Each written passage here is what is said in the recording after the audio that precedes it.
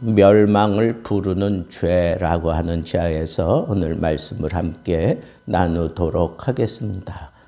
북이스라엘이 멸망으로 막 달려가는 그런 모습들이 이 멸망 직전에 그 북이스라엘의 역사 가운데 잘 나타나 있습니다. 이 호세아 선지자는 세 가지 비유를 들어서 이 북이스라엘이 이 멸망을 불러들이고 있는 그런 안타까운 모습을 오늘 본문 말씀을 통해서 그려내고 있습니다. 첫 번째 비유는 이스라엘은 뒤집지 않은 전병이다, 그런 표현을 했습니다. 여러분, 반죽을 해서 이렇게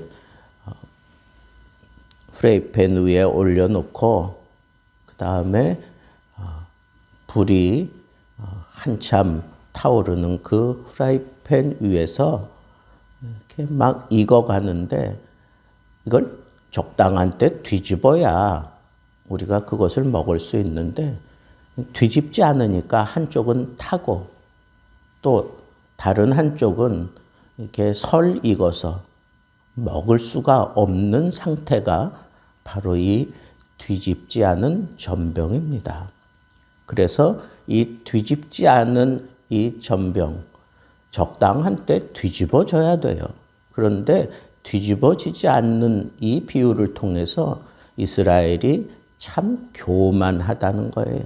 뒤집혀져야 되는데 뒤집혀지지 않는 그런 전병이기 때문에 다 들어가는데도 불구하고 뒤집혀지지 않는 그런 아주 교만한 모습을 그려내는 비유가 바로 뒤집지 않은 전병입니다. 그리고 이 뒤집지 않은 전병을 통해서 우리에게 얘기하고 싶어 하는 것은 어떤 것이겠습니까? 이거는 하나님만 바라봐야 되는데 하나님만 바라보지 않고 자기들 생각대로, 자기들 마음대로 하나님만 섬겨야 되는데 다른 신을 섬기기도 하고 그리고 다른 나라를 의지하는 그런 혼합된 그런 사상과 종교를 가진 그런 모습으로 그렇게 전락되어 있는 모습이 바로 이 뒤집지 않은 전병의 모습입니다. 여러분, 북이스라엘의 멸망사를 이렇게 보면 그 멸망하기 직전에 아수르가 강해 보이니까 그쪽으로 쫓아가고 애굽이 강해 보이니까 애굽을 쫓아가고 그리고 여호와의 이름을 부르며 여호와께 매달려야 되는데 아주 혼탁해지고 혼합된 거예요. 여호와 유일신 사상이 완전히 혼합되어 버린 그리고 그 내면에는 교만함이 가득 들어차 있는 그런 모습이 바로 뒤집지 않은 그런 전병의 모습이라고 우리는 생각할 수가 있습니다. 두 번째는 어리석은 비둘기 같다, 그렇게 얘기를 하고 있습니다. 이 비둘기는 참 순한 평화를 상징하는 그런 새로 우리 생각하지만 이 비둘기는 참 어리석어요.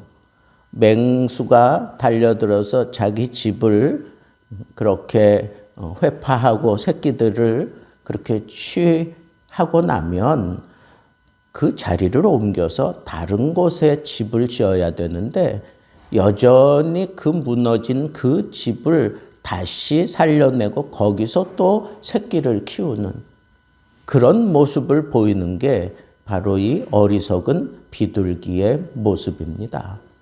그리고 이게 분명히 멸망했던 그런 자리임에도 불구하고 거기가 안식처라고 생각하고 그쪽으로 날아드는 거예요. 그런 모습을 보이는 이 어리석은 비둘기처럼 이스라엘 백성들이, 북이스라엘 백성들이 이 멸망의 역사를 써내려갈 때 마치 이 어리석은 비둘기처럼 하나님 품으로 달려들어야 되는데 하나님 품으로 달려들지 않고 강해 보이는 아수르에게 달려들고 그리고 애굽으로 달려들고 또 이방 신들에게 달려들어가는 그런 모습을 계속 연출하고 있었습니다. 얼마나 어리석으냐 하면 분명히 이 아수르를 의지한 대가를 아수르에 의해서 톡톡히 치르는데도 불구하고 아주 멸시를 당하고 조롱을 당하고 그러는데도 불구하고 그쪽으로 계속 달려드는 거예요. 하나님이 사람을 보내서 하나님이 치료를 하려고 하지만 돌아오는 그런 백성들은 하나도 없는 거예요. 제사장이 무너집니다. 지도자들이 무너집니다. 왕이 무너집니다. 이제는 백성들 모두가 다 이 우상을 붙들고 씨름하며 외세를 붙들고 살 길을 찾으려고 혼탁되어진 그런 모습으로 이리저리 보금자리를 옮기면서 그러면서 하나님의 음성에는 귀를 기울이지 않고 자기를 멸시하고 조롱하고 망가뜨리는 그것을 향하여 계속 돌진해 들어가는 그런 어리석은 비둘기 같은 모습이 바로 북이스라엘, 멸망을 부르고 있는 북이스라엘의 모습이다라고 지금 성경은 고발하고 있습니다. 그래서 너희들 그대로 가다가는 그냥 패망당할 수밖에 없다. 화 있을진저, 패망할진저, 그러면서 계속해서 고치려고 선지자를 보내고 계속해서 부르지만 그 소리를 들으면서도 아랑곳하지 아니하고 하나님께로 돌아서지 않고 계속해서 자기를 괴롭힐 수 있는 그런 사람들에게 머리를 조아리고 그쪽을 향해서만 달려가고 있어요. 또 심지어는 하나님 앞에 예배 드리는 모습을 취하기는 하지만 겉으로만 그렇게 하지 마음으로는 그렇게 하지 않는 거예요. 여호와의 이름을 부르기는 하지만 마음으로는 하나님을 섬기고 따르지 않는 겁니다. 이렇게 그냥 위장된 모습으로 신앙생활을 하는 그런 어리숙한 모습까지 보이며 하나님을 속이려고 드는 이런 모습이 바로 멸망을 향하여 치닫고 있는 북이스라엘의 두 번째 모습입니다. 마지막 세 번째는 속이는 활이라 그랬습니다. 속이는 활. 이 속이는 활은 이렇게 활을 쏘기 위해서 잡아 당겨져 있는 그런 모습인데 이게 얼마나 약한지 잡아 당겼는데 줄이 끊어지거나 아니면 활 자체가 금이 가고 부러져서 힘이 없는 거예요. 쏠 수도 없는 겁니다. 그리고 쏴봐야 관역을 향하여 날아가지 못하고 가다가 떨어지거나 아니면 빗나가고 말게 되는 겁니다. 그게 바로 속이는 활입니다. 무언가 하는 것처럼 그렇게 신용은 잡았지만 정확하게 관역을 맞추지 못하고 있는 하나님도 속이고 그리고 이방 나라들도 속이고 온통 자기 삶 자체를 속이고 있는 그런 모습이 바로 이 속이는 활입니다. 하나님을 이미 완전히 멀리 떠나 있는 그런 모습입니다. 이게 북이스라엘 멸망의 그런 모습이 바로 이 모습입니다. 그래서 그들에게 남은 것은 거짓밖에 없습니다. 그리고 거친 말밖에는 없습니다. 여러분, 내가 의도대로 되지 않으면 사람들이 극도로 예민해져서 누가 말을 걸으면 좋게 얘기 나가지 않습니다. 신경질적으로 반응을 합니다. 그리고 있는 소리 없는 소리 하면서 자기를 아주 과대 포장을 하고 마치 자기가 무언가 되는 것처럼 그렇게 속이는 그런 말로 막 거칠게 표현하면서 자기가 강한 듯한 그런 모습을 보이는 것이 바로 이 속이는 활의 모습입니다. 혀가 거칠어졌습니다. 속이는 것이 그냥 일상이 되어버리고 말았습니다. 하나님까지도 속이려고 그렇게 발악을 하고 있습니다.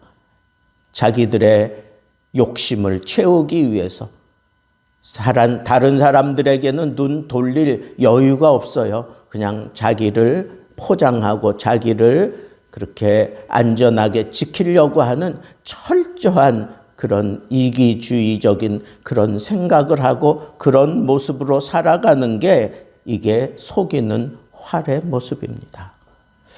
여러분, 저는 오늘 말씀을 통해서 북이스라엘이 이 멸망하기 직전에 보여준 모습에 대해서 호세아 선지자가 비유를 들어가면서 적절하게 그렇게 표현한 것을 우리가 받아들이면서 오는 이런 멸망, 하나님이 택하시고 하나님이 사랑했던 이 북이스라엘, 실상은 남유다는 2지파지만 북이스라엘은 10지파입니다. 이런 수치로 따지지 않을지라도 하나님이 선택했던 그 백성들을 그것도 하나님이 멸망시키는 거예요. 역사적으로는 아수르에 의해서 북이스라엘이 멸망당하지만 오늘 말씀을 보시면 정확하게 하나님께서 너희들에게 그 북이스라엘이 멸망한 직접적인 원인이 하나님께로 돌아오지 아니하고 아수르를 찾아가고 애굽을 찾아갈 때 너희들에게 내가 그물을 치고 너희들에게 함정을 파서 너희들이 스스로 멸망하게 하겠다고 하는 그런 표현을 한 걸 보면 이스라엘의 멸망은, 북이스라엘의 멸망은 하나님이 직접 멸망시킨 거다라고 하는 것을 분명하게 얘기하고 있는 겁니다. 그러면 이들이 멸망 직전에 보여준 이 무시무시한 죄, 혼합 사상이에요. 교만이 뒤따르는 혼합 사상, 하나님만 섬기지 않는 거예요. 그리고 어리석은 비둘기처럼 그들은 자기의 그 무지 때문에 하나님을 제대로 알지 못했기 때문에 자기가 멸망했던 그 자리에 다시 집을 짓고 자기를 밀쳐내는 그 세력들을 향하여 계속해서 달려들고 처음에는 도와주는 듯하지만 결국은 그들을 조롱하고 그들이 채찍질하는, 그럴지라도 그쪽을 향하여 달려드는 그런 어리석은 비둘기 같은 그런 모습.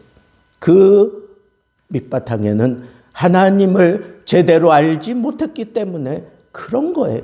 6장에서 분명하게 말씀한 대로 내 백성이 나를 아는 지식이 없어 망하는도다 라고 얘기했는데 그게 역사적으로 이렇게 다 드러나고 있다는 겁니다.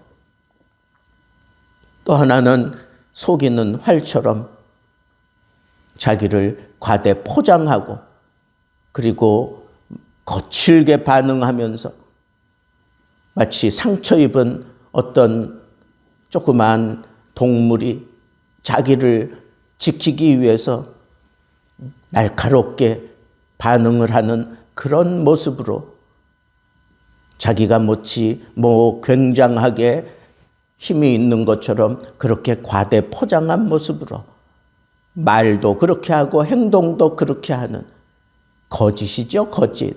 완전히 처음부터 끝까지 다 거짓에 사로잡혀 있는 그런 모습이 멸망으로 북이스라엘을 몰고 갔다면 지금 우리들의 모습을 한번 점검해 봐야 되지 않겠습니까? 온통 입만 벌리면 거짓이 줄줄줄줄 흘러나오는 그런 모습으로 살고 있다면 하나님의 멸망의 바람이 직접적으로 나에게 불어닥칠 수 있는 것 아니겠습니까? 하나님만 섬겨야 되는데 하나님을 섬기는 듯 하면서도 다른 신을 그 마음에 두고 살아가는 북이스라엘을 멸망으로 이끌어가는 이런 혼탁한 모습이 오늘 우리들 가운데도 있지 않습니까? 우리들의 마음이, 우리들의 삶의 모습이 철저하게 하나님 중심으로 하나님만 섬기고 하나님의 말씀만 붙들고 살아야 되는데, 필요하다고 생각하면 이것도 의지하고 저것도 의지하고 이 사람도 끌어들이고 저 사람도 끌어들여가면서 안전을 꾀하려고 하는 이런 잘못된 판단과 생각들로 우리는 지금 힘들고 불편하고 그리고 바쁘게 살아가고 있지 않습니까? 하나님은 분명하게 우리에게 요구하시는 거 하나밖에 없잖아요. 내가 너 치료할 테니까 나에게 와라 그러는데, 하나님의 백성임내 하면서 하나님께 오는 듯 하면서도 다른 마음을 품고 있고 아예 정면으로 외면하고 다른 쪽으로 가는 이런 부류도 있고, 모든 것이 다 하나님에게서 떠나는 거예요. 하나님을 마음에 두지 않는 겁니다. 교만하기 때문에 혼탁해져 버린 그런 모습으로 살아가고 있는 우리들의 모습은 아닌지 우리가 한번 철저하게 자신을 들여다보고, 이게 멸망을 부르는 죄였구나. 하나님이 이것은 절대로 볼 수가 없어서 하나님이 친히 징계하시고 멸망시켜 버렸다고 하면 오늘 우리들도 마찬가지 아닙니까? 우리들 삶 속에서 절대로 이와 같은 모습은 그림자도 없어야 합니다. 교만하지 마십시오. 절대로 뒤집지 않은 전병처럼 그렇게 혼탁해지면 안 됩니다. 오로지 여호와 하나님 중심으로만 살아야 합니다. 하나님이 우리를 치셨으나 우리를 다시 싸매어 주시고 일정하게 빛을 비춰가면서 하나님은 우리를 치료하려고 하시는데도 불구하고 우리는 돌아서서 하나님께로 돌아가지 아니하고 여전히 죄 가운데 있으면서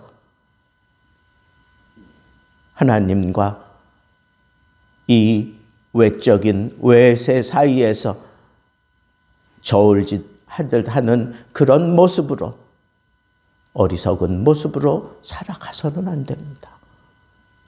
내가 상처 입은 것만큼 내가 날카롭게 반응하는 그런 모습으로 살게 되어 있는데, 나를 핥히고 나를 삼킨 것들이 무엇인지를 철저하게 구별해내고 다 비워야 됩니다.